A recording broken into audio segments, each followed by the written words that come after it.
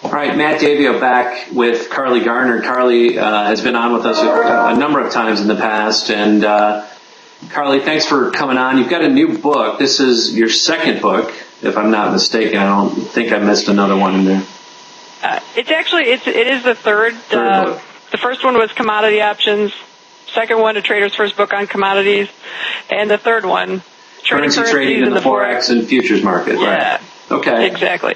So we talked, I guess, about your second book, which I have always recommended to people when people ask me, how do I get into the futures game? You did just a wonderful job in that book kind of explaining what futures are, how they're used, whether you're trading, speculating, hedging, arbing, all these different things. You make a very complicated subject very succinct and very smart. So I expected the same thing when I got your latest book, Currency Trading in the Forex and Futures Market. So let's kind of start from the beginning, Carley, and this can be a confusing area for people that have never played in these markets. So, what do you tell people, and when you sat down to write this book, how do you really, start from nothing and come, to a nice finished product like you've done again, by the way. Congratulations. Well, thank you. I appreciate that. I appreciate the feedback. This really probably was, out of the three books I've written, this is the most challenging. And the reason being, currency trading is basically, the reason being, there's three venues. People can trade in Forex, they can trade in futures, and they can trade in ETFs. So you're basically taking a product that's complicated already and then making it available in three different ways. And it really, most people really don't even understand. They think if they're trading currencies, they're trading currencies. They don't understand the difference between futures and Forex. And so the purpose of the book was to make sure that people realize there's definitely a difference. There's a difference in what you're going to pay in transaction costs. There's a difference in how the safeguards on your money and the regulators that are protecting you. And there's all these differences that you need to be aware of. And then from there, you can make a decision as to, which venue is going to work for you. So let's talk about that again. It is very confusing. There's a lot of people on the retail side trading Forex, and Forex, as both you and I know, is mostly you're talking about two currencies against each other. So that's confusing in itself. You're not just talking about an ETF. Right. Exactly. And as you said, you've got ETFs, you've got futures. There's futures that actually trade on many of the major currencies that are out there. So, in your opinion, especially, and this is good education, when we had the MF Global situation, and you kind of touched on this, how do you protect yourself as somebody who wants to trade, speculate, hedge in these types of markets? This is a concern, obviously. It's really been brought to light by a lot of people, and there's a lot of smoke and mirrors out there, a lot of marginal firms, and how do you go about, first of all, figuring out which product, second of all, finding a reputable firm that can handle these types of questions? Exactly. The thing about Forex is, when Forex began, it was more of an industry of marketing, as opposed, the successful brokers were good marketers, and that's really what it was. They aggressively marketed things like commission-free trading, rebates where they paid traders for trading, which obviously, it's just like any other rebate in a civilized world. If they're giving you money back for buying something, there's probably because they're either overcharging you up front or they're just not nice people giving you money for free. There's something beyond the surface. It's a sales tactic, and it gets people to overtrade and things like that. So Forex is full of those types of marketing schemes. Now, futures is too. I'm not saying that that's something that only exists in Forex, but I would say that because of the lack of regulation in the beginning, Forex marketers were much more aggressive. And so retail traders that didn't fully understand what they were getting into often, I don't want to say taken advantage of, but they didn't fully understand the situation and the realities that they were entering. So the idea of my book is to make sure, again, that people understand those things. I'm not saying that all Forex is bad, because there's two types of Forex brokerage firms.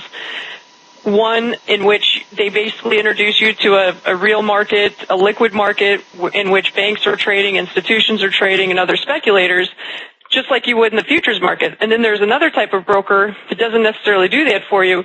they are making markets for you. So if you buy, they sell, and vice versa. You're basically trading against your brokerage firm. So it's really important to know which type of Forex broker you're working with. The easiest way to determine whether you're working through a brokerage firm that's actually introducing you to a real market is to ask them if they have fixed pip spreads. And if you don't know what a pip spread is, it's basically in any market, there's a price that you can buy at and a price you can sell at. The price that you can buy at is a lot higher than the price you can sell at, or maybe not a lot higher, but it's at least somewhat higher. And that's called the pip spread. And firms that are working on commission and introducing you to an actual market, they'll have variable pip spreads. The spreads will fluctuate with market liquidity and other trader action. If the firm tells you it's a fixed pip spread, then you're probably going to be trading against your broker as opposed to a real marketplace. And I should probably take it a step back before we start getting into those things. It really gets complicated. But one thing to keep in mind with Forex trading is it's not like futures. If somebody opens a futures account and they're trading the 6E on the CME, which is the euro future, no matter if they're trading with MF Global, or I guess they're not trading with them now, but if they're trading with one brokerage firm over another brokerage firm, they're going to the same marketplace. Their fill quality is going to be the same. It's all the same markets that they're accessing. But in Forex, it's different. Your fill quality is going to depend on the brokerage you choose because it's not one big market. It's several markets. In fact, it's dozens of markets around the world, some of them bigger than others, and some of them really independent markets created by your broker, in which it's just you versus the broker. So you really have to be aware of what you're getting into. Yeah. So one of the things that you're really talking about here is liquidity, and the real issue is with these Forex markets, as you said, there's not really a universal market, or there is, but you have to have access to it to get the true bid and ask. Whereas, as you're saying on the future side, if you are trading, to use your example, the euro future, there is a bid and the ask all the time, and I'm seeing it the same as my partner in Germany or my partner in Australia. We all see the same price because it's all going through the CME, and that is a very, although the true Forex pairs traders would argue that the liquidity is not as great, which I agree with. However, the transparency may be greater in that situation, and I think that's kind of one of the things that you're talking about. Right, I agree 100%. And one thing that I bring up in the book is it's careful. I mean, obviously there's a lot more money going through Forex as opposed to futures. We all kind of know that. But what you have to keep in mind is, like I said, because Forex is multiple markets, it's not really it's like apples and oranges. Right. It's like saying the stock market is one market, and everything traded in Asia, in Australia, in the U.S. is one big market, and stocks are very liquid. It's not really the case. It's each market is independent. So you might be trading Forex, but that doesn't mean that you're enjoying the benefits of liquidity like you should be if you're not with the right broker. And so it's really tricky. I think I didn't really answer your previous question in regards to the safeguarding of funds. When I wrote this book, it was before we knew about MF Global. And so that really changes things a little bit. Before MF Global, in the history of the futures markets, no one had ever lost a dime because their brokerage firm went broke. You can't say that in Forex because in Forex firms are allowed to mingle their funds. They don't have to necessarily keep their funds separate from their client funds. So in the case of a bankruptcy of a Forex firm, you've probably heard of REFCO several years ago. This is exactly what happened. When the Forex firm goes bankrupt, it is possible that you as a client can lose most of your money, maybe even all of it. I remember REFCO clients were getting pennies on the dollar. They'd have $20,000 in an account, never even put a trade through, and next thing you know, they get $100 back or whatever their share was. With MF Global, obviously, things have changed a little bit. There were some rules broken, and it's kind of a new landscape. But you have to admit that even though there were some mistakes made and things like that, most of those clients, although it was a nightmare, I'm not downplaying it all, and it was horrible, but most of those clients got a good portion of their money back. So even with everything that we've been through in the last 6 months to a year, I'll still stick to my guns in saying that as far as money safeguarding goes, you're probably safer in Forex, not with your trading, but with the deposit of your funds. You meant futures. You said I'm sorry, Forex. safer with futures. I'm sorry. Yeah, futures. Yeah. So, and I would agree with you, and as I think we both would agree, the reason that MF Global happened was, who knows how this whole thing shakes out. I mean, we're now 7-8 months since this happened, and as you said, the reason there was basically laws and rules broken that allowed this travesty to happen. So that will take care of itself, but it does put a lot of people. I mean, I talk to farmers, I talk to speculators, arbors, people of all irks that play in these futures markets that have gotten hit by this. And it's painful, as you said. Most of the, a lot of the money is coming back through pieces and parcels, but it's painful. So what do you do now? Again, you and I, we kind of know the space, and as you said, we've always kind of trusted it blindly. And now that this has happened, I don't want to get off subject, but we're talking about Forex versus futures. And either one, what would you say as a trader, as a speculator, as a hedger? What would you do to any brokerage that you were talking to? What questions are important to ask when you sit down? And again, if this is an area that you're even interested in, before you even give them your money, to ensure that this situation and similar situations don't happen to you. That's a great question, and let me just give you my side from my point of view as a broker. Now, a lot of people, when they hear about MF Global and people losing money, they think about the clients, and I do too. Trust me. I mean, it's horrible that any client would lose a dime off of something other than their own trading. Right. With that said, you have to keep in mind that the brokers are just as at risk. We're an introducing broker for an FCM, and so if our FCM did something similar to, let me just tell you what happened to MF Global brokers.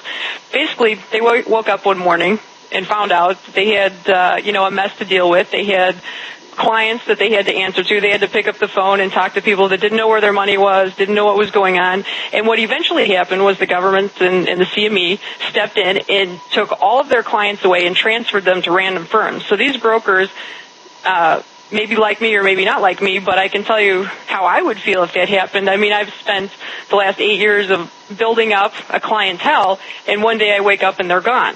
So with that in mind, I'm not saying that everyone should feel sorry for the brokers. What I'm pointing out is if you are trading with an IB or a broker that you can trust and you can actually have a conversation with and ask those types of questions, you have to keep in mind that their business and their ability to, continue in the industry is contingent on what the research they've done. So when my clients came and asked me, Carley, are we okay? Should we be worried? I could assure them, as a broker, not only am I worried about my clients, but I also am worried about myself and my business. Right. So I spend hours upon hours talking to the FCM, making sure that everything was kosher.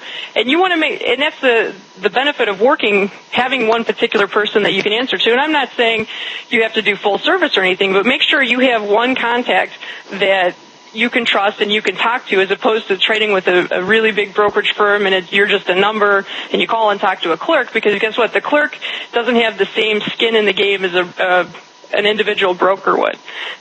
So first of all, the point I'm getting is make sure you're asking those questions to the right people, not just random clerks that answer the phone. And once you get to those people, the CFTC puts out financial standings or, basically the balance sheet of FCMs, and then even those that were looking at that may not have uncovered MF Global's fiasco. So I'm not saying that it's going to be foolproof, but the first thing you want to know is make sure that you have access and your broker has access to that information. Right. Yeah, and again, I think you're right. I think it's difficult. I think even, if you had been asking these questions prior to MF Global, it may have been unpreventable. It would have been difficult. And that is the travesty, I think, in the whole thing. But I think, but you and I think all we're trying to discuss here is for each individual or entity to ask these questions and have contingencies, hopefully up front. So, if I were to walk in and I had no access, what is my contingency? What am I able to do to get out of positions that I had open? Of course. These are real world issues, and that's all I'm trying to bring up, and I think we're on the same page there. Now, when it comes to again, let's getting back to, futures versus currencies themselves versus ETFs. What are your thoughts? What are your personal thoughts? I mean, how do you break it down? Well, if I'm interested in, I read about the euro, I read about the U.S. dollar, I read about the Australian dollar, the Canadian dollar. There's the major 6 to 8 pairs, if you will. And then after that, the liquidity really, there's layers of liquidity, obviously, again, that, the investor, trader, speculator needs to know about. Mm-hmm. Right. That's exactly right. My personal preference is futures, and mainly for the reason that we just discussed, is safeguarding of money, regulations, things like that. But I think there's a time and place for Forex. I'm a Forex and a futures broker. If my clients have access to both, because I feel like they both serve their purpose at certain times. For instance, there are times when the margin requirements in the Forex are lower than futures and vice versa. Because, in Forex, margin requirements change with the value of the contract. They're not static like they are in futures. Although the CME does change them from time to time, it's not very often that you see that thing. So there's times where you can, trade the euro for 1,000 or more less than you could, in Forex than you could in futures, or sometimes it's the other way around. So I feel like it's a good idea to have access to both. Primarily, I would say a majority of the trades you want to execute in the futures markets, but again, it's a good idea to have access to both. And a lot of people are scared of Forex, and like you mentioned before, because it's traded in pairs, it's confusing. When we're trading in futures, we know we either buy the euro or we sell the euro. We're talking about one thing, it's simple. Forex, we're talking about a pairs trade. There's 2 products.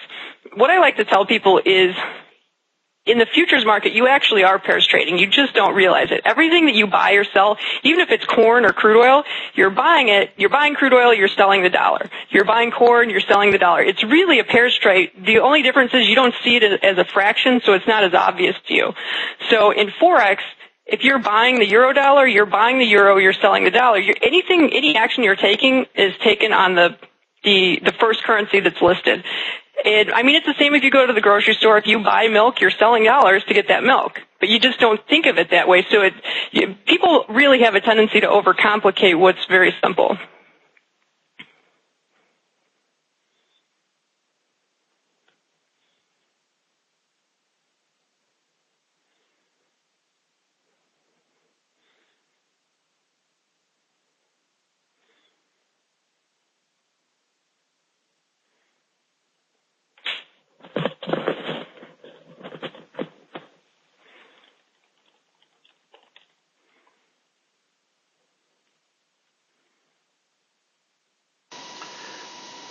I'm sorry. So I think I had, okay. I think I had muted myself, but I was just saying that I think that makes a lot of sense. I think it makes a lot of sense that you have opportunity to look at both Forex and futures. And as you said, Carley, that, we do tend to overcomplicate things. One of the things that you talk about in the book, and I say this all the time, and you really, as a broker, I commend you for this, and I said this to you last time I had you on, is you really have to get into whatever it is you're trading. I do believe that trading less means making more. And as a good broker yourself, you know this. You know that you want customers that can stay with you for more than a month. This is not right. Yeah. Yes. So, so talk about that a little bit, because I say it, but let's hear it from a broker's mouth and why you say that and why that's important. Of course. The biggest mistake that I see traders make is really overtrading. It's human nature to feel like if we're on the sidelines, if we're out of the market, we're missing opportunities. But I really look at it in the opposite manner. If you're on the sidelines, that means you're prepared to take advantage of an opportunity that comes. If you're already in the market, a great trade comes along, but you're out of margin, or you're a little underwater on some trades. Even if you have the margin, if you're underwater on trades, you're not going to be confident enough to maybe take advantage of some of the things that you should be jumping on. Right. So in my book, the best position is on the sidelines, or we've been doing lately, we do a lot of option selling. We've been doing a lot of strangle trading because some of the markets have been very volatile. Like, for example, the yen, where there's premium on both sides of the market. So in a situation like that, sometimes maybe the best trade isn't necessarily being out of the market, but having a delta neutral trade where it's not directional, but the idea is to take advantage of lower volatility if that is what's going to occur.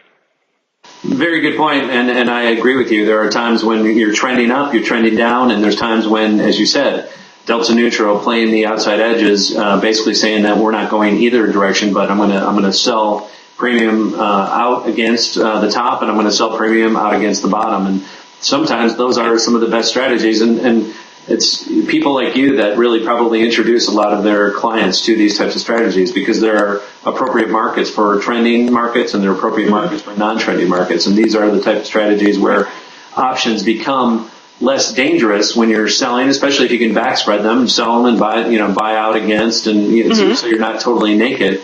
These are the types of strategies that I'm sure, again, really keep you out of overtrading, away from overtrading, and focused on what is important, which is the opportunities to benefit and make money.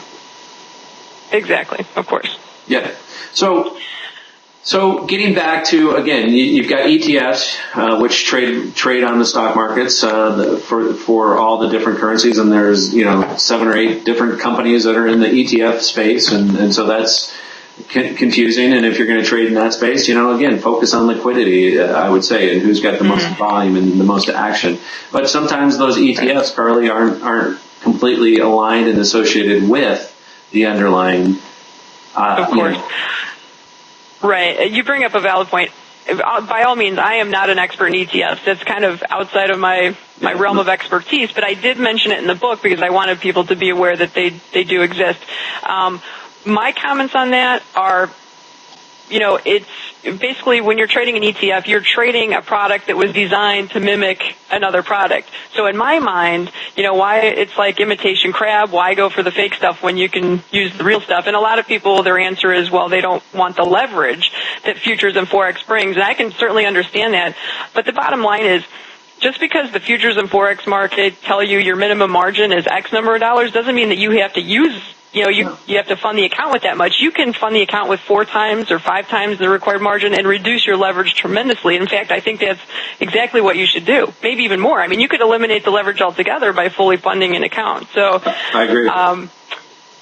In my view, ETFs are just really the most inefficient way to participate in the currency markets. With that said, it's also the easiest because everybody has a stock account, right? So it's a lot easier to trade in their stock account and pull up an ETF and do it, but it's extremely inefficient. And the problem is the ETFs that do not have leverage, they're probably a little truer to form as far as following the market, but with no leverage in currencies, it's like watching paint dry. I mean, good luck making or losing much money at all. You're going to have to put a fortune down, and you might make a few $100 to make money. Exactly. Exactly. It's almost impossible. But then if you go with the leverage ETF, they're always indexing and rebalancing and trying to keep up with the market, and they simply can't. It's just impossible because they can't see the future, so they can't possibly keep it balanced enough. And so to me, it's a no-win game. I think you're much better off in Forex or currencies, and they do offer products for very small traders. If you're not willing to put a lot of money in, you could trade e-micro futures or mini Forex contracts for as little as, the margin on some of them is $200, some of it's $500, but you could trade for a very little amount of money, have a small amount at risk, and still get your toe wet. Yeah, I agree, and that's the good thing about them is, there's 2 things. There's liquidity. The margins can work to your favor if you understand them, and that's where, again, having a brokerage firm like you, Carley, that can walk people through and obviously help them with that is crucial. If you don't understand it, don't play in it. And that's the other rule I always say. If you don't fully understand what you're doing, please don't do it, because the other guy on the other side definitely does and is there to take your money. And, the key thing here is, again, whether you're trading fundamental, whether you're trading technical currencies, options of those currencies, options on those futures, these are all options on those ETFs. I mean, there's derivatives on the derivatives, as you know, and this is something that you really go in great detail on this book. And I would clearly recommend, again, this is a great book if you want to get a little bit more in-depth knowledge. Start at the basis and work your way up, because this is not a game it is a game, but it's not a game that you want to step into without knowing the rules before you begin, because your money will disappear. It has nothing to do with anything but the other participants on the other side of the table. Exactly. I couldn't agree more.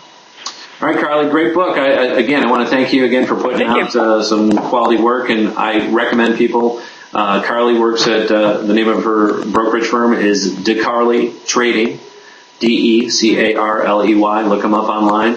I've got no relationship with them. Just want to recommend that people always do their homework and try to do the right thing before they get into these spaces. So appreciate it. Continued success. Appreciate it. Yeah. No problem. Thanks a lot, Matt. It was a pleasure being here. And once again, it's currency trading in the Forex and futures market. Thanks, Carley. All right. No problem. Thanks a lot, Matt.